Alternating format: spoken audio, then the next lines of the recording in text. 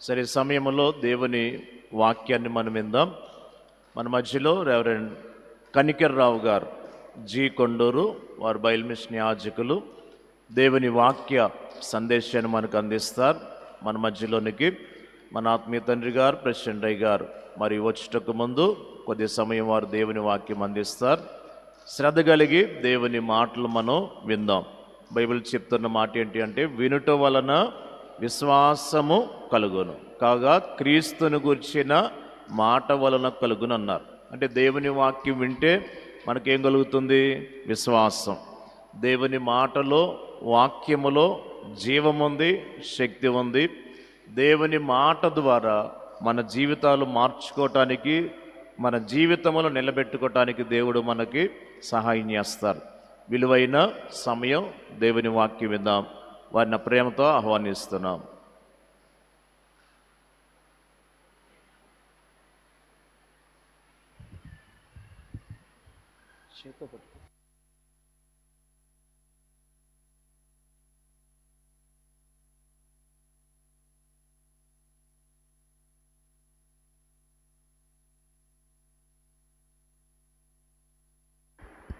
వాక్యము చదువుకుందాం. పరిశుద్ధ గ్రంథంలో నుండి ప్రవక్త అయిన యెషయా గారు రచించిన గ్రంథం, యెషయా గ్రంథం 53వ అధ్యాయము.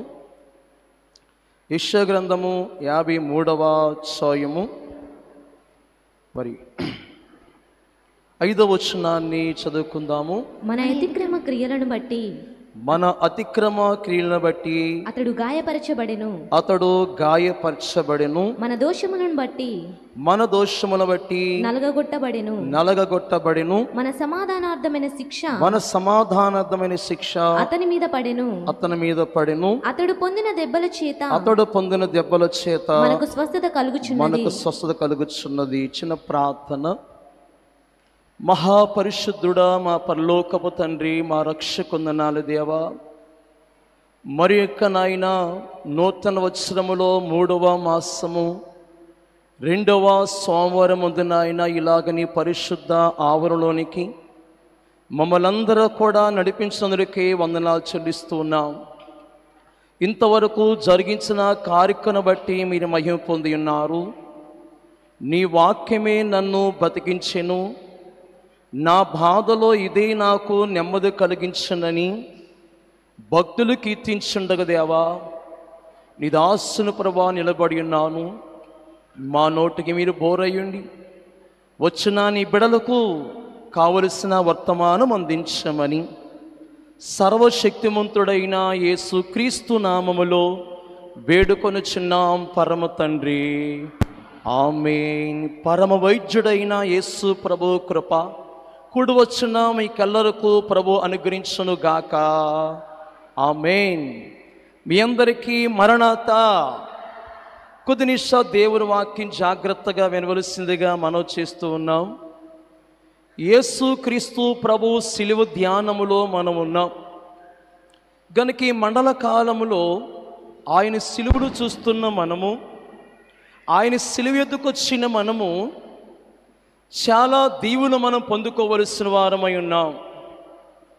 యేసు ప్రభు గొల్గొతా కొండపైన సిలువ వేసినప్పుడు మరి అనేక మంది గుంపుల వారు ఆ గొల్గొతా కొండ మీదకి వచ్చారు. ఆ వచ్చిన కొందరు గుంపులకు దేవుడు ఆదర మాటలు ఇచ్చిన్నారు. కొందరికి ఒంటరిగా ఉన్న వారిని దేవుడు జతపరిచారు. గనుక సిలువ చెంతకు చేరిన నాడే మనలో ఉన్న కల్ముషములు కడిగివేసిన భక్తులు పాడి ఉండగా, ఈ దినము యేసు ప్రభు పొందిన దెబ్బల చేత మనకి ఎలా స్వస్థత అనే అంశం మీద మనం జ్ఞాపకం చేసుకుందాం. ఈరోజు చాలామందికి ఆరోగ్యము కావాలి, కానీ ఆయనను ఆశ్రయించరు. ఆయన అనగా యేసు ప్రభు. ఆరోగ్యం ఎంతో డబ్బు పెట్టి కొనాలని అనుకుంటున్నారు చాలామంది, కానీ ఆరోగ్యము దేవుడే ఇస్తున్నాడని చాలామంది నమ్మడం లేదు. పెద్ద పెద్ద డాక్టర్ దగ్గరికి వెళ్తున్నారు, వారు కొన్న డబ్బంతా కూడా ఖర్చు పెడుతున్నారు. బైబిల్ గ్రంథములో మనం చూస్తాం, మార్కు సువార్త 5వ అధ్యాయము 25లో 12 ఏండ్ల నుండి రక్తస్రావం కలిగిన స్త్రీ తన దగ్గరున్న ధనమంతా కూడా వ్యాయామం చేసుకొని ఎంత మాత్రము కూడా స్వస్థత పొందలేదు. ఒకరోజు తనకున్న ధనమంతా ఉన్నవారంతా కూడా విడిచిపెట్టిన తర్వాత నేను యేసు ప్రభును ముట్టినా బాగుపడుదునని ఆమె తనలో తాను అనుకున్నట్లుగా వాక్యములో మనం చూసాం. అనుకోవడమే కాదు, ఆయన వద్దకు వచ్చింది, రావడమే కాదు, యేసు ప్రభు వస్త్రము ముట్టింది. దేవునికి మహిమ కలుగును గాక. ఈ దినము ఈ కాకాని స్వస్థశాలకు వచ్చిన వారు చాలామంది ఉన్నారు. ఆయా భక్తుల్లో ఆయా సమస్యల చేత, చిక్కుల చేత చాలా ఇబ్బందులు వస్తూ ఉన్నారు. ఇబ్బందులు వచ్చిన వారు, చిక్కుల్లో వచ్చిన వారు అందరూ కూడా మరి బాగుపడుతున్నారా అంటే నమ్మగలుగు వారు జబ్బు నయము చేస్తారు. ఎవరైతే ఈ స్థలములోనికి వచ్చి దేవుడు నన్ను బాగు చేస్తారు, ఆయన వస్త్రం ముట్టుకుంటే నేను బాగుపడతాను అని ఆశ్రయ అనుకొని ఎవరైతే మరి యేసు ప్రభు పాదాలు పట్టుకొని లేకపోతే యేసు ప్రభు మాటల మీద విశ్వాసం ఉంచుతారో వారందరికీ దేవుడు స్వస్థత అనుగ్రహిస్తాడు. దేవునికే మహిమ కలుగును గాక. గనుక మరి అందరికీ ఆరోగ్యం కావాలి. ఆరోగ్యం కావాలంటే మన మనసు చాలా సంతోషముగా ఉండాలి. సంతోషముగా లేకుండా లోకమంతా మైండ్లో పెట్టేసుకొని లోక పనుల చేత ఆయా పనుల్లో మునిగిపోయి దేవుడు మాటలు నేటి కాలములో నిర్లక్ష్యము చేస్తూ ఉన్నారు. గనుక నిర్లక్ష్యముగా ఉన్నవారి పరిస్థితి ఏమిటో ఇప్పుడు మనం లోకములో మనం గమనిస్తూ ఉన్నాం. గడిచిన దినాల్లో ఒక అమెరికాలో ఉన్న పట్టణం పరిస్థితి మరి ఏమైందో మన మీడియాలో కొన్ని చూడగలుగుతూ ఉన్నాం. ఏ దేవుడైతే వారిని దీవించారో ఆ దేవుడిని వారు మైనస్గా చూపించారు. దేవుడికి ఏదైతే అవసరం లేదో దాన్ని వారు ప్లస్గా చూపించుకొని లోకానికి చూపించినందున వారి గతి ఏమైందో మనం గడిచిన దినాల్లో చూసాం. ఇదే మాటలు ఆదికాండం 6వ అధ్యాయంలో కూడా లోకమంతా పాడైపోయింది, దేవుని మాటకు లోబడడం లేదు, వారికి ఇష్టానుసారముగా బతుకుతున్నప్పుడు దేవుడు ఎంతో నొచ్చుకున్నారు. మరి ఈరోజు నేటి కాలంలో అందరికి ఆరోగ్యం కావాలి, కానీ యేసు ప్రభు దగ్గరకు వచ్చి మోకాళ్ళుని ప్రార్థన చేసి యథార్థమైన మనసుతో దేవుణ్ణి అడిగితే దేవుడు అందరినీ బాగు చేస్తాడు. దేవుడు పక్షపాతి కాదు. యేసుక్రీస్తు అందరికీ ప్రభు అని వాక్యములో రాయబడింది. మరి ఈరోజు మన మనస్సు ఎలాగుంటుంది చూద్దాం. మన జాగ్రత్త చూసే సామెతల గ్రంథము 17వ అధ్యాయము 22వ వచనములు రాయబడుతున్న మాట. సామెతల గ్రంథము 17వ అధ్యాయము 22లో రాయబడుతున్న మాట ఏమనగా, సంతోషము గల మనస్సు ఆరోగ్య కారణము, నలిగిన మనస్సు ఎముకలను ఎండిపోవు చేయును. చూడండి, సంతోషకరమైన మనస్సు. ఈ సంతోషము ఎక్కడ దొరుకుద్ది? మానవుడు ఏమనుకుంటున్నాడు? లోకములో దొరుకుద్ది అనుకుంటున్నాడు.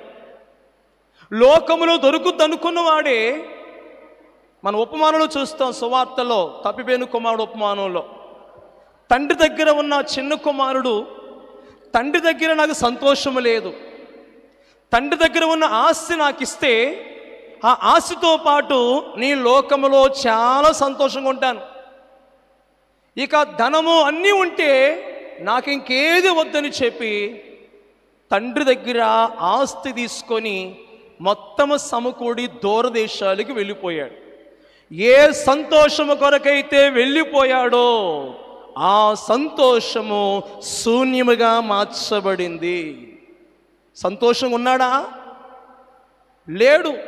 ఒకవేళ ఆ ధనము తాత్కాలికమైన సంతోషమందు ఉన్నా తర్వాత రానున్న దినాల్లో ఆ సంతోషము పరిపూర్ణము కాదు. కీర్తనల గ్రంథము 16వ అధ్యాయము 11వ వచనము రాయబడుతున్న మాట, నీ సన్నిధిలో సంపూర్ణ సంతోషములు కలవు, నీ కుడి చేతిలో నిత్యములు సుఖములు కలవు. మరి ఈరోజు దేవుని సన్నిధిలో ఒక రోజా 2 రోజుల సంతోషము? చెప్పండి అమ్మా, ఒకరోజు 2 రోజుల? ఇదివరకు మన పాటల పుస్తకంలో రేగా త్వరపడక అని ఒక పాటలో, లోకమందు సుఖము కొంతసేపే ఉండును, కోపమేలా చేతువు ఓచుకో, రేగా త్వరపడకు ఓచుకో ఓచుకో ఓచుకోనియుండుము, అంత సారియావును నీకు జయముండును ఓచుకో. మానవుడు ఏమనుకుంటున్నాడంటే లోకములో సంతోషం ఉంటుంది అని దేవుని విడిచి, దైవ సేవకులు విడిచి చాలామంది లోకంలోకి వెళ్ళిపోతూ ఉండగా వారి సంతోషం లేదండి. మంచి ఫీలింగ్ అనగా మంచి మనసు, సంతోషకరమైన మనసు నేటి కాలములో మానవుడికి ఆరోగ్యము. కొన్ని మా సంఘాలకు కూడా ఎదురవుతూ ఉంటాయి. గ్యాస్ నొప్పి అంటారు, ఆమెకు గుండు పెరిగిపోద్ది, గుండు జబ్బు ఉంది. ఆ గుండు పెరిగిపోయిన ఆమె ఏం చేస్తుందంటే నైట్ టైం చపాతీలు తింటుంది, వద్దంటే చికెన్ ఎక్కువ తింటుంది. ఇక 11ంటికి ఫోన్ చేస్తారన్నమాట, అయ్యా నాకు గ్యాస్ పట్టేసింది, అయ్యా నాకు అరగడం లేదు, నాకు ఊపిరాడడం లేదు.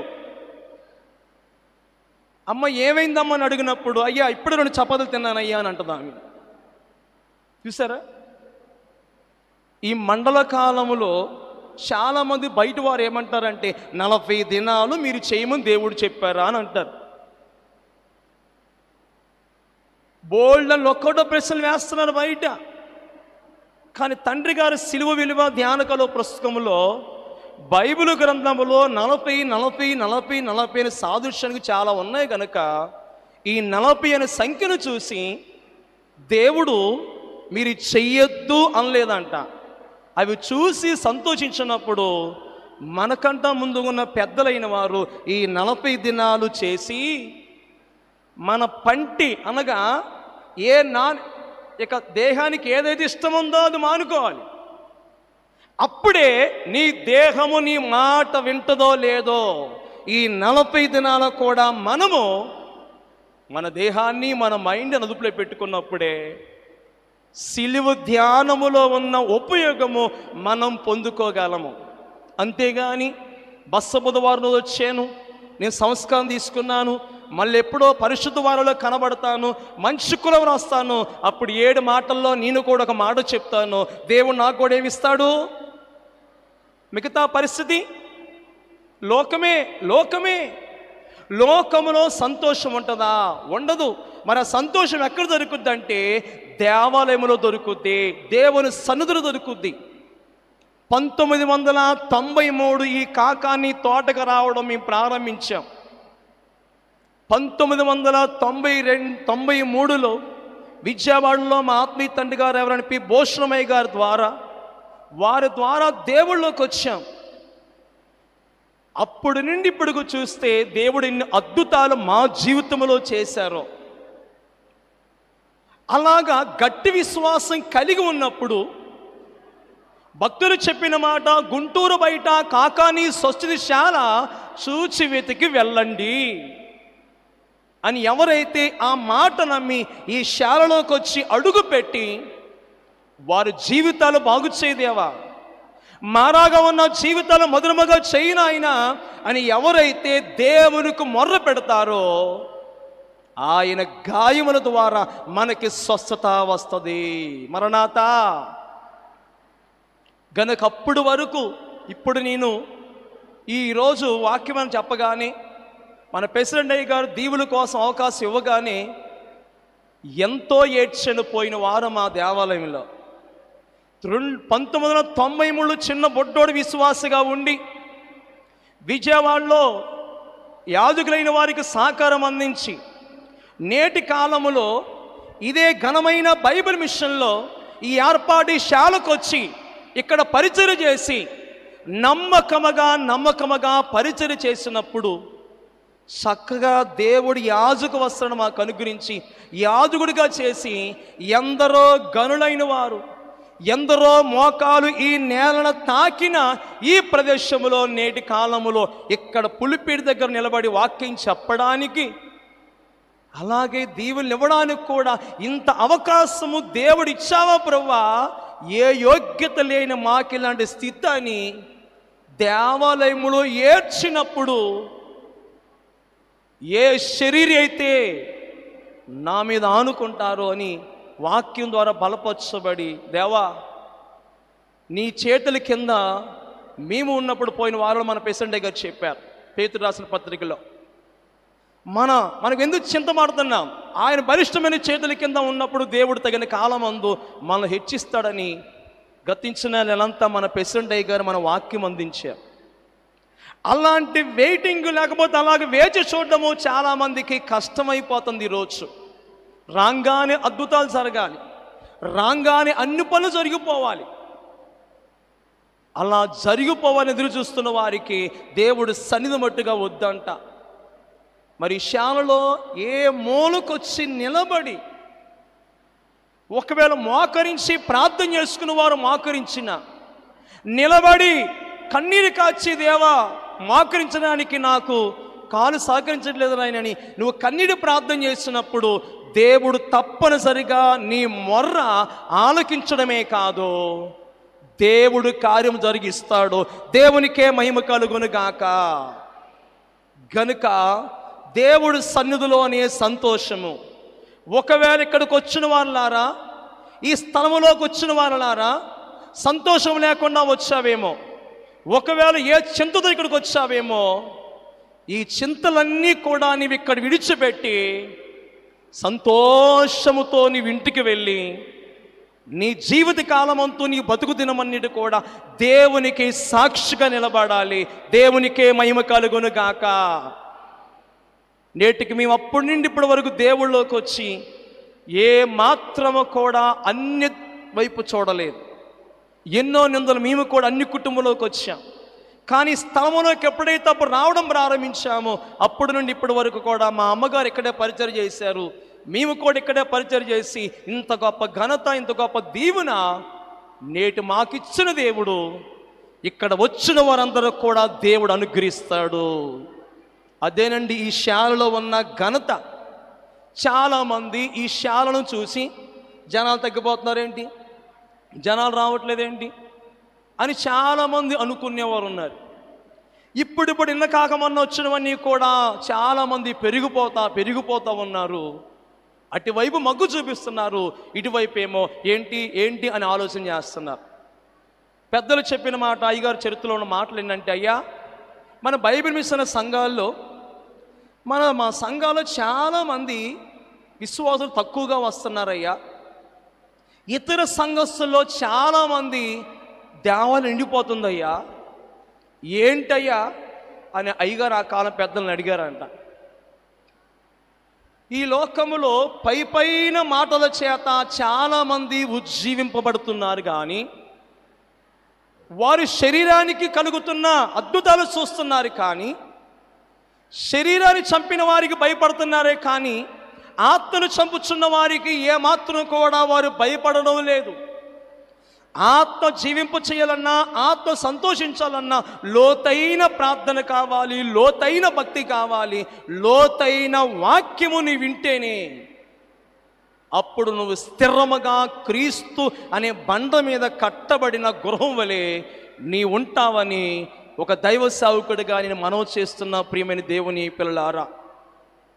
కనుక అడిగినప్పుడు అయ్యగారు చెప్పిన ప్రశ్న అంట, అయ్యగారి దగ్గర ఉన్న పెద్దలు అడిగినప్పుడు, అబ్బాయి ఎలిమెంటరీ స్కూల్లో ఎక్కువ జనాలు ఉంటారా, కాన్వెంట్ స్కూల్లో ఎక్కువ జనాలు ఉంటారా అని అడిగారట మన దేవదాస్ అయ్య గారు. పెద్దలు చెప్పుగా విన్నమాట. అయ్యా ఎలిమెంటరీ స్కూల్లోనే ఎక్కువ ఉంటారంట అయ్యా, ఇక అక్కడే ఉంటారయ్యా అని అన్నారంట. అలాగా మరి కాన్వెంట్ స్కూల్ ఎంతమంది ఉంటారు? కాన్వెంట్ స్కూల్లో చాలా తక్కువే ఉంటారయ్యా. మరి దీనికి వ్యత్యాసం ఎప్పుడైనా నువ్వు చూసావా? తెలియదయ్యా. చెప్తానేనండి. కాన్వెంట్ స్కూల్లో క్రమశిక్షణ ఉంటుంది. కాన్వెంట్ స్కూల్లో చాలా స్టడీ బాగుంటుంది. అక్కడ ఎక్కువ మంది రావడానికి ఒకవేళ వారు ధనాన్ని బట్టి రాకపోయినా, ఆ స్టడీలు బట్టి లేదా క్రమాన్ని బట్టి వాళ్ళు రాకపోయినా రాలేరేమో. కానీ ఎలిమెంటరీ స్కూల్నైతే ఎవరైనా కూడా రావచ్చు, ఎంతమంది అయినా చదవచ్చు. 10th క్లాస్ చదివిన వాడికి ఒక వచనం చదవమన్నా కూడా వారు ఆ ఒక్క వచనంలోనే 4-5 అక్షరాలు మిస్ అయిపోతాయి. అదే కాన్వెంట్ స్కూల్లో చదివిన మా సంఘంలో పాప ఇంకా యూకే చదువుతుంది. ఏంటి యాంటి సీమ ఎఫ్ఎన్ ఫ్యాన్ అని చెప్పి వరుసగా చెప్పేస్తాను. టీచర్లు పెట్టారని ఫోన్లో వాట్సాప్లో. ఆమెకి ఇంకా 4 సంవత్సరాలు రాలా, 4.5. కాన్వెంట్ స్కూల్లో చదివిన ఆమె చకచకా చెప్పేస్తుంది. ఇప్పుడు inter 2nd year 1st year చదువుతున్న వారు ఒక వచనం చదవండి బాబు అంటే దాంట్లో 4 తప్పులు పోతా ఉన్నాయి. కాన్వెంట్ స్కూల్లో ఎలాగైతే క్రమశిక్షణ ఉంటుందో, ఎలిమెంటరీ స్కూల్లో ఎలాగైతే విచ్చలవిడిగా ఉంటుందో, మన బైబిల్ ఇచ్చిన సంఘాలు కూడా అలాంటివి అబ్బాయిని పోల్చారు. చప్పలు కొడదామా? దేవునికి మహిమ కలుగును గాక. మోకాల మీద ఉండాలి, క్రమశిక్షణగా ఉండాలి. సంస్కార దినాల్లో సిలువు ధ్యానాల్లో తెల్లటి వస్త్రాలు ధరించుకోవాలి. ఇది లోకానికి ఇలా కట్టుకోమన్నారా, ఇలా చేయమన్నారా అని అంటారండి. అలా చూచి చాలామంది వెనక్కి వెళ్ళిపోవడం ద్వారా వారికి మాత్రము కూడా స్వస్థత కలగడం లేదు.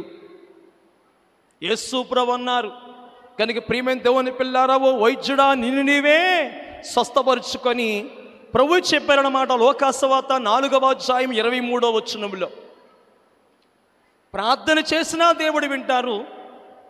ఒకవేళ విశ్వాసే క్రమము కలిగి క్రమశిక్షణ కలిగి తానంతట తాను భక్తి విశ్వాసములో ఎదిగినప్పుడు అతడి దేహాన్ని అతడే బాగు చేసుకుంటాడని ప్రభువే సాక్ష్యం ఇచ్చారు ఇక్కడ. ఓ వైద్యుడా నిన్ను నీవే స్వస్థపరుచుకో అని చెప్పాడన్నమాట. గనుక క్రమముగా మనం ఏది చేసినా కూడా అక్రమము మనలోకి రాదు. అక్రమం ఎప్పుడైతే మనలోకి వచ్చుద్దో మనకి ఆరోగ్యం రాదు, సంతోషం రాదు. అప్పుడు నువ్వు ఎంత డబ్బు పెట్టిన సంతోషం కొనాలన్నా అది దొరకదు. గనక ఈ శాలకు వచ్చిన వారు ఇప్పటి వరకు మీరు సాక్ష్యాలు విన్నారు, ఇప్పటి వరకు మీరు చూస్తూనే ఉన్నారు, ఇంక తర్వాత కూడా వింటూ ఉన్నారు. ఇలాంటి సాక్ష్యాలు టీవీలో పెట్టి చూపించాలంటే రోజులు కూడా సరిపోవు. కానీ ఎక్కడో ఒకటి చిన్న సాక్ష్యము చెప్పితే వారు పెద్ద పెద్ద టీవీలు చూపించుకొని చాలా ట్రోల్ చేసుకుంటూ ఉంటారు. అలాంటి వాటి వైపు ఈరోజు లోకము మగ్గు చూపుతున్నది. ఇలాగుంటే నీకు శరీరంలో కొద్దిగా ఆనందం కలుగుద్దేమో కానీ ఆత్మీయ స్వస్థత నీకు రాదు. శరీర స్వస్థత నీవు పొందుకున్నా కూడా నీ ఆత్మకు స్వస్థత లభించదు. గనుక అప్పుడు నలిగిపోయిన మనసు నీకు అనారోగ్య కారణమే తప్ప ఆరోగ్యం నీకు రాదు. అలాగ నువ్వు క్రమముగా లేనప్పుడు 7 వారాలు వచ్చాను, 10 వారాలు వచ్చాను, 14 వారాలు వచ్చాను, ఏ అద్భుతము నాకు చేయలేదని నువ్వు వెనక్కి వెళ్ళిపోతే ఎవరిది తప్పు? ఎవరిది తప్పండి?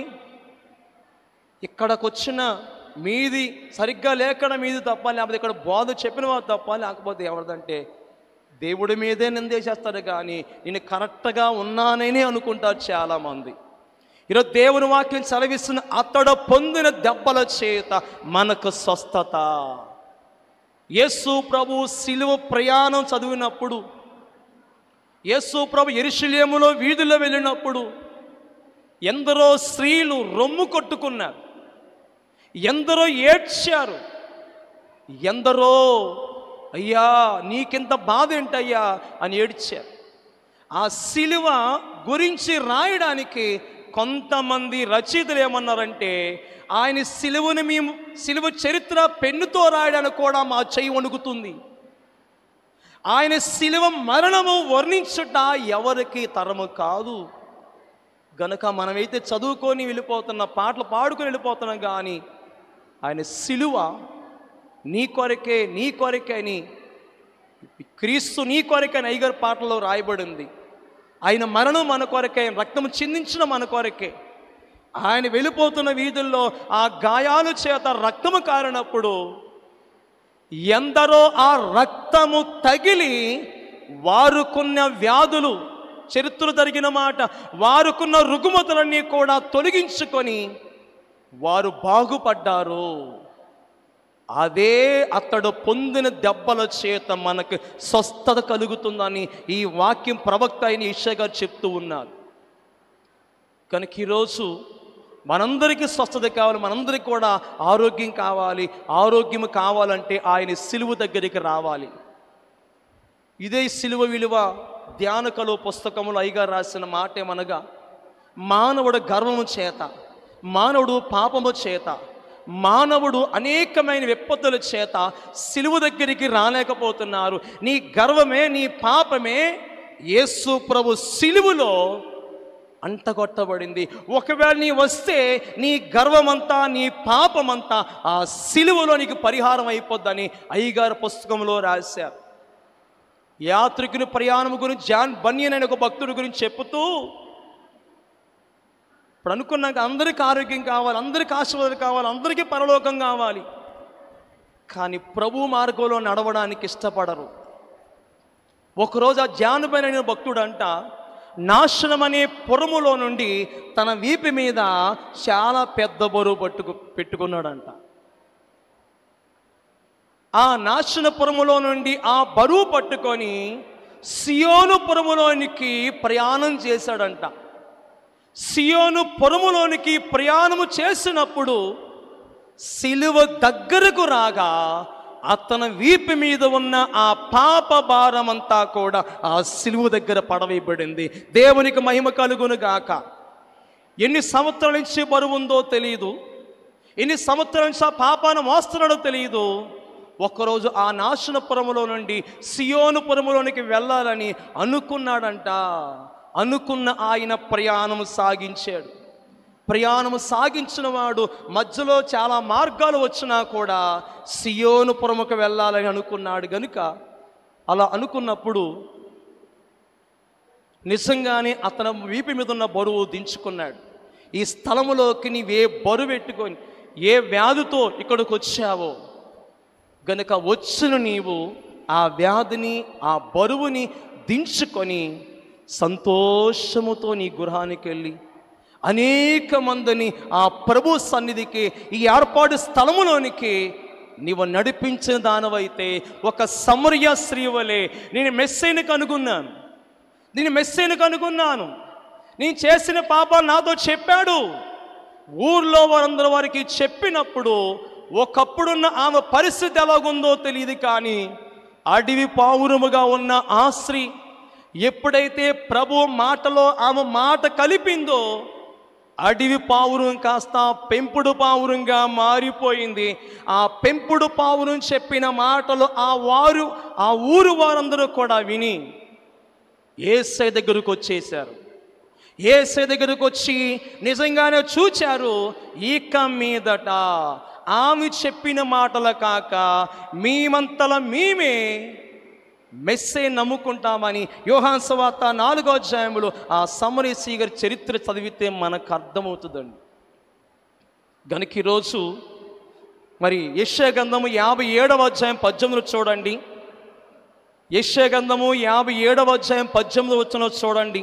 నేను వారి ప్రవర్తనను చూచి తిని వారిని స్వస్థపరచుదును వారిని నడిపింతును వారిలో దుఃఖించిన వారిని ఓదార్చుదును. ప్రవర్తన. యేసు ప్రభుని నమ్ముకున్నాం, అందరం బాప్తీసాలు తీసుకున్నాం, పేర్లు కూడా మార్చబడ్డాయి.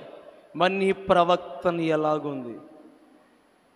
వారి ప్రవర్తన బట్టి, సనుగుడు బట్టి, గొనుగుడు బట్టి అదే ఇశ్రాయేలు ప్రయాణములో అరణ్యములో వారు రాలిపోయారు. విడుదల పొందినప్పుడేమో చాలా దేవుని స్తుతించారు. ప్రయాణములో వచ్చిన కష్టాల బట్టి నాయకుడైన మోషే మీద తిరగబడ్డారు. దేవుని కూడా అపార్థం చేసుకున్నారు. మరి వారి ప్రవక్తన దేవుడు చూచారు.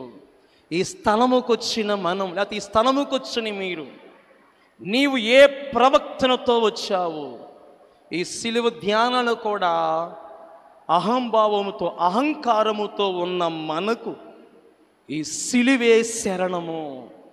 క్రైస్తవ జీవితానికి సిలువే ఒక పునాదని భక్తులు చెప్పారు. గనుక దేవుడు మన ప్రవక్తన చూస్తున్నాడంట. దేవుడు మన ప్రవర్తన చూసినప్పుడు నీ ఫలము ఎలాగుందో తెలుసుకోండి. ఉపమానంలో ప్రభువు చెప్పాడు తలాంతుల విషయంలో. వాని తలాంతును బట్టి దేవుడిచ్చాడు. ఆ ముగ్గురు విషయంలో మనం ఎలా చూసాము అది అర్థమైతే మన జీవితం అర్థమైపోయినట్టే. చర్చిలోకి వచ్చినప్పుడు, దేవాలయంకి వచ్చినప్పుడు, యాజకుల దగ్గర ఎదుట చాలా చక్కగా ఉంటారు, అననీయ సప్పీరు వలె. కానీ వారి హృదయాలు, వారి ప్రవర్తన ఎలా ఉంటుంది? బాహాటముగా నీ ప్రవర్తన ఎవరు చూడట్లేదు అనుకుంటున్నావేమో, కానీ వారి అంతరంగాన్ని చూసిన అపోస్తలులు, అననీయా నువ్వు ఇంతకే అమ్మావా? అపోస్తలుల కార్యం 5వ అధ్యాయంలో అంటే అవునయ్యా అని అన్నాడు. దేవుడు వారి ప్రవర్తన చూశాడంతే. వారి పరిస్థితి ఏమైందో మన వాక్యంలో చూసాం. గనుక ఈ స్థలంలోకి వచ్చిన మనము, దేవా ఎవరో చెప్పగా వచ్చాను, ఇప్పటికీ కొన్ని వారాలు వచ్చాను నాయన, ఇంకా వచ్చిన వాడిని నేను పాత ప్రవక్తల్లో ఉన్నానా? ఇంకా నేను నూతన పరచబడ్డానా? నూతన సముద్రములో వాగ్దానం తీసుకుంటున్నాము, డేటు పేరు రాసుకుంటున్నాము, బైబిల్లో ప్రతిరోజు చూస్తున్నాము, కానీ ఆ వాగ్దాన ఫలము ఎంతమంది పొందుకుంటున్నారు? పొందుకోపోవడం కారణం ఏంటంటే వాని క్రియలు. ఇశ్రాయేలు ప్రజలు మోషే గారు సీనాయి కొండ మీద ఎక్కినప్పుడు, ఆ మోషే గారు ఎక్కిన కొండ మీదకి ఎక్కినప్పుడు ఆయన ఏమీ అవ్వలేదు. ఆ కొండ తాగిన ప్రజలు చచ్చిపోతారంట. ఎందుకనో మోషే గారితో పాటు అతని ప్రవక్తన, అతని బతుకు కూడా ఏమెక్కిందండి? కొండెక్కింది. కానీ కిందున్న ప్రజలు వారు కొండ ఎక్కుదాం అనుకుంటున్నారు, కానీ వారి ప్రవక్తన, వారి బ్రతుకు ఒకవేళ ఎలాగుందో ఆ కొండ ముట్టుకుంటే చాలంట వారు ఏమైపోతారు. కనుక దానికి ఒక మేనలు ఏర్పాటు చేయమని చెప్పాడు. గనుక చెప్తే యేసుప్రభుత్వ ద్వారా నేను వారి ప్రవర్తన చూశాను అంటున్నాడు. గనుక ఫిలిప్పీయులకు రాసిన పత్రిక 2వ అధ్యాయము 18వ వచనం చూద్దాం. పౌలు గారు చెప్పిన మాట, ఫిలిప్పీయులకు రాసిన పత్రిక 2వ అధ్యాయము 18వ వచనం రాయబడుతున్న మాట, అటుల వలనే మీరును ఆనందించి నాతో కూడా సంతోషించండి అని చెప్తున్నాడు. ఈరోజు ప్రభులో నేను సంతోషిస్తున్నాను, మీరందరూ కూడా నాతో సంతోషించండి. పోయిన నాణ్యము దొరికింది, నాణ్యము దొరకనంతసేపు ఆమె వెతుకుతూనే ఉంది. పోయిన నాణ్యము దొరికేదాకా వాక్యమనే దీపము పెట్టుకొని వెతికింది. వాక్యమనే దీపము పెట్టుకొని వెతుకున్నప్పుడు పోయిన నాణ్యము ఏమైంది? దొరికిందని చెప్పి ఆ మొక్కదాయే సంతోషించలేదు. ఇరుగు పొరుగు వారిని పిలిచి, వారందరిని పిలిచి, మీరు నాతో కూడా ఏం చేయాలి? సంతోషించండి. పోయిన నాణ్యము నేనేం చేశాను? సంపాదించుకున్నాను.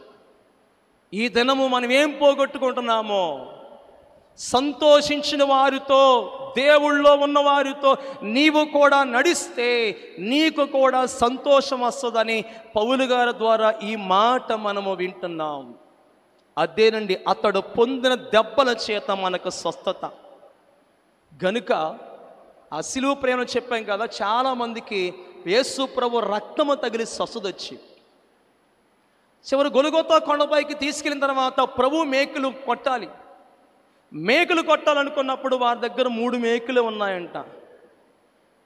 చరిత్రలో చెప్తున్న మాట, 4వ మేకు కనబడినప్పుడు ఆ సైనికుడు కింద దాకా పంపించారంటే మేకు తీసుకురా, మేకు ఎక్కడ పోగొట్టావని. ఆ మేకు వెతుకుతూ రాళ్ళల్లో వెతుకుతూ వెళుతున్నప్పుడు అతడుకున్న కుష్టు వ్యాధి కూడా ఆ మేకు కోసం వెతుకుతున్నప్పుడు ఆ రక్తము అతన్ని స్వస్థపరిచిందండి. యేసు ప్రభు గాయములో ఉన్న రక్తము ఈరోజు అనేకులకు స్వస్థత. గనక యేసు ప్రభు రక్తములో స్వస్థత ఉన్నది. ఎందుకంటే ఇమ్మానుయేలు రక్తము ఇంపైన సువాసన గల. ఆ ఇమ్మానుయేలు రక్తములో మునిగిన ఆ దొంగ ఆశుద్ధుడాయెను. బందిపోటు దొంగ యేసు ప్రభు రక్తములో మునిగి పరలోకములో ఆయన దొరగా మార్చబడ్డారని భక్తులు చెప్పగా మనం వింటూ ఉన్నాం. గనుక ఈరోజు మనము యేసు ప్రభు రక్తములో మనకు స్వస్థతని చూద్దాం. యోహాను సువార్త 19వ అధ్యాయము 34వ వచనం చూడండి. యేసు ప్రభు రక్తములో స్వస్థత ఎలాగ పొందుకోవడం తెలుస్తుంది అక్కడ. యోహాను సువార్త 19వ అధ్యాయం 34లో మనం చదువుకుందాం. సైనికులలో ఒకడు ఈటెతో ఆయన పక్కన పొడిచెను. వెంటనే రక్తమును నీళ్లను కారెను. ఇప్పుడు ఆ రక్తము నీళ్లు ఎవరి కళ్ళల్లో పడ్డాయి? ఈటుతో పడవగానే ఆ రక్తము నీళ్ళ కళ్ళల్లో పడగానే అతడు ప్రభువును తేరు చూచి ఇతడు నిజముగా దేవుని కుమారుడని అప్పుడు తెలుసుకొని ఆ రోమా సైన్య పనికి స్వస్తి చెప్పి దేవుడు సువార్తగా అతడు మార్చబడ్డారని చరిత్రలో రాయబడ్డ మాట. చివరికి ఆ సైనికుడు ప్రభు కోసమే తన శిరచ్ఛేదన చేయబడ్డాడు. ప్రభు నా కొరకు చనిపోయాడు, ఈరోజు ప్రభుని కల్లారా చూస్తూ ఉన్నాను అని చెప్పంట. ఆయన పొందిన గాయములో పడిన రక్తం అంట ఆయనకి ఆ కాలము సౌలుగా ఉన్న మనిషి పొరలుగా రాలిపోయినట్టుగా ఆ ప్రభును చూశాడు. ఇతడు నిజముగా దేవుని కుమారుడు అని చెప్పి అతడు సువార్తకి మార్చబడ్డారని తర్వాత కాలములో ప్రభు కొరకు నిలబడ్డాడు. ఏ ప్రభు కొరకైతే నిలబడ్డాడో ఆ ప్రభు కొరకు అతను శిరచ్ఛేదన చేశారండి. అదేనండి అతడు పొందిన దెబ్బల చేత ఈరోజు మనకు స్వస్థత. కరోనా కంటే భయపడ్డారు, చాలా భయపడ్డారు, కానీ దేవునికి భయపడలేదు సార్. కీర్తన గ్రంథం 128వ అధ్యాయంలో ఏమైంది? యెహోవా యందు భయభక్తులు కలిగిన వారు ఇలాగూ ఆస్వాదించబడుదురు. ఈరోజు దేవుని యందు భయం లేదు, కానీ లోకానికి భయపడుతున్నారు చాలామంది. ఆ రోమా సైనికుడు ఒకప్పుడు ఎలాగైతే ఆ ఉద్యోగం చేశాడో ఆయన గాయములో కారిన రక్తాన్ని అతని కళ్ళలో పడినప్పుడు అతడు ఎంత ధైర్యముగా నిలబడ్డాడు. ఇక రోమా గవర్నర్ పని లేదని చెప్పి స్వస్తి చెప్పి వచ్చాడండి. ఇదేనండి ఆయన దెబ్బల్లో లేకపోతే ఆయన గాయములో ఉన్న స్వస్థత. గనక ఇదే యోహాను సువార్త 20వ అధ్యాయము 27వ వచనంలో కూడా శిష్యులలో ఒకడు తోమా గారు అనుమానముతో ఉన్నారు. నేను ఆయన చూస్తేనే నమ్ముతానన్నాడు, ఆయన గాయములో వేలు పెడితేనే నమ్ముతానన్నాడు. మరొక రోజు చూడండి, చదువుకుందాం 27వ వచనం. తరువాత తోమాను చూచి నీ వేలుడి చాచి నా చేతులు చూడుము, నీ చెయ్యి చాచి నా ప్రక్కలో ఉంచి అవిశ్వాసివి కాక విశ్వాసివై ఉండండి. దేవునికి మహిమ కలుగును గాక. యేసుప్రభు వెనకాల తిరిగిన మనుష్యుడే ఎవరండి ఆయన? ఇప్పుడు మన భారతదేశంలో సువార్త తీసుకొచ్చిన తోమా గారు. ఆ తోమా గారికి కూడా ఏముంది? అవిశ్వాసం ఉందంట. ఇస్కరియోతు యోధా గారికి కూడా ప్రభుతో 3.5 సంవత్సరాలు నడిచిన అతను కూడా ప్రభును కోరలేదు, ప్రభుని చేరలేదు, ప్రభుతో ఉండి కూడా అతను మారలేదు. అలాంటి వారు ఈరోజు లేరా? ఉన్నారు. కానీ ఈ నిందంతా కూడా ప్రభు మీద వేసేద్దాం. నా కుటుంబంలో అలా అయిపోయింది, నా జీవితం ఇలాగ అయిపోయింది, నేను దేవుణ్ణి నమ్ముకున్నాను, బాప్తిని తీసుకోకపోతే ఎలా ఉండేదో, అనవసరం బాప్తిని తీసుకున్నాను చెప్పంట. ఆ నిందలన్నీ కూడా ప్రభు మీద పెట్టేస్తారు, కానీ వారి ప్రవక్తల్లో వారి విశ్వాసములో చూపించలేరు. యేసు ప్రభు గాయములో వేలు పెడితేనే తోమా గారు నమ్మినట్టు ఈరోజు చాలామంది అలాగే ఉన్నారు. అలాగుంటే నీకు విలువ ఎక్కడ ఉంటుంది? అబ్రహాము గారు నిరీక్షణకు ఆధారము లేనప్పుడే ఆ కల్దీల దేశంలో నుండి కల్తీలు లేని భక్తితో ఆయన నమ్మాడు గనుక దేవుడికి అది నీతిగా ఎంచబడిందని వాక్యములో మనం చూడగలుగుతున్నాం. కనుక ప్రియమైన దేవుని పిల్లారా, అది యెషయా ప్రవక్తగా చెప్తూ ఉన్నాడు. అతడు పొందిన దెబ్బల చేత మనకి స్వస్థత కలుగుచున్నది గనక ఈ సిలువ రక్తము ద్వారా చాలామందిని బాగుపరిచి, యేసు ప్రభు రక్తములో స్వస్థత ఉన్నది, యేసు ప్రభు మాటలో స్వస్థత ఉన్నది. ఆయన తన వాక్కును పంపి వారిని స్వస్థపరిచెను. యేసు ప్రభు మాటలో, యేసు ప్రభు చూపులో ఎంత బలమైన స్థితిని చూడండి ఈరోజు. గనుక ఈరోజు సిలువ ధ్యానంలో ఉంటున్న మన ఈ శాలకు వచ్చిన మనము, ఈ స్థలంలోకి వచ్చిన మనము ప్రభు సన్నిధిలో యథార్థత మనసు కలిగి సంతోషముతో దేవుడితో సాగితే ఆయన రాకడ పర్యంత వరకు నీకు ఎలాంటి బలహీనత రాదో. ఒకవేళ వచ్చినా ఏ తెగులు నీ గుడారం సమీపించదు. నిన్ను స్వస్థపరుచు యెహోవా ఒకవేళ సమీపించినా నేను బాగు చేయడానికి నేను ఉన్నాను అని ప్రభు చెప్తున్నాడు. కనుక ఇదేనండి ఆయన గాయములో కలిగిన స్వస్థత. ఇంకా చాలా మాటలు ఉన్నాయి. అయినప్పటికీ దేవుడి కొద్ది మాటలు మన వినికిడిలో దీవించును గాక. చిన్న ప్రార్థన.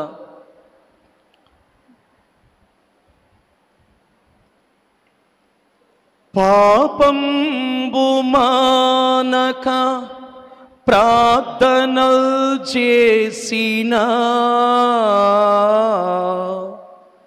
పాపంబు మానక ప్రార్థనల్ చేసిన ఏమి ప్రయోజన ఎప్పుడైనా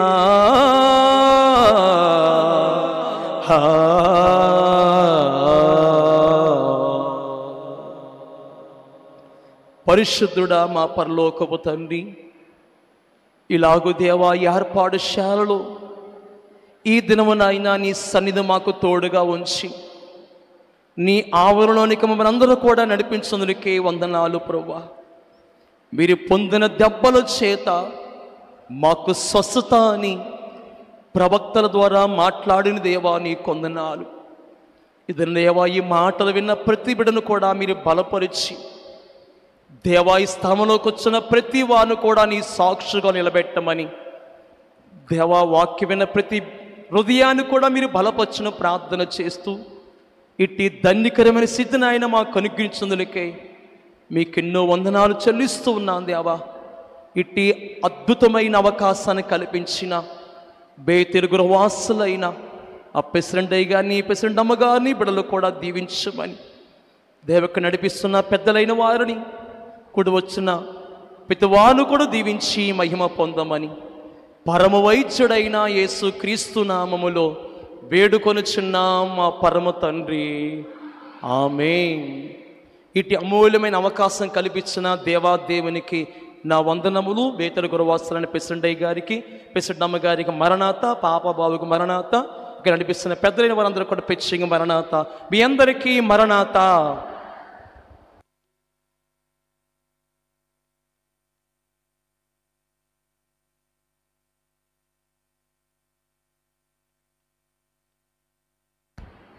హలో. ఇంతవరకు అతడు పొందిన దెబ్బల చేత మనకు స్వస్థత కలుగుచున్నది అని విలువైన మరి వాక్యాన్ని జ్ఞాపకం చేస్తూ బైబిల్ గ్రంథంలో దేవుణ్ణి ఆశ్రయించే వారికి, దేవుని బట్టి ప్రవర్తన దిద్దుకునే వారికి దేవుడి రీతిగా స్వస్థత దయచేస్తారో మరి కొన్ని చక్కని సంగతులు, అలాగే వారి యొక్క అనుభవ సాక్ష్యాన్ని జ్ఞాపకం చేస్తూ వాక్యం బోధించిన రెవరెండ్ కనికర్రావు గారికి, కాకనతోట నిర్వాహకులు, మన నాయకులు, ప్రెసిడెంట్ అయ్య గారు, ప్రెసిడెంట్ అమ్మ గారు, బేతల గృహ వాస్తవ్యులు, పెద్దలైన వారి పక్షంగా వారికి మరణాత మరణాత